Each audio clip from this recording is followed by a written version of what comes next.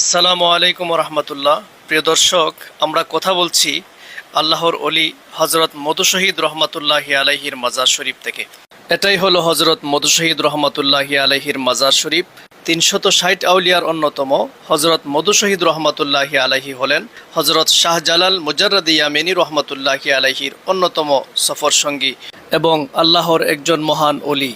হজরত মধু শহীদ রহমতুল্লাহি আলাইহির মাজার শরীফটি আধ্যাত্মিক নগরী সিলেটের রিখাবি বাজার উসমানী মেডিকেল রোডে অবস্থিত।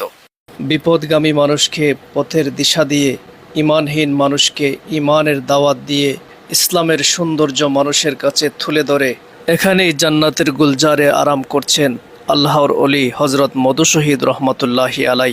আল্লাহর অলিদের ত্যাগ ও নিরলস চেষ্টার ফলে এই দেশের মানুষ ধর্মপ্রাণ হয়ে ওঠে।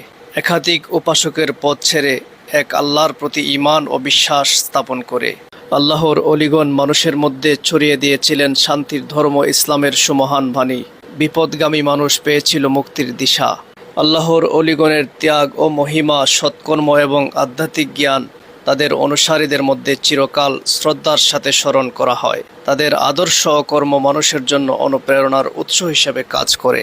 আল্লাহর অলিদের পথই হলো সত্য সঠিক পথ। অলিদের পথে চলতে হলে খাঁটি ঈমান এবং তাকওয়ার পথ অনুসরণ করতে হবে। আল্লাহর নির্দেশ মানা এবং তার অসন্তুষ্টি থেকে বেঁচে থাকা জরুরি।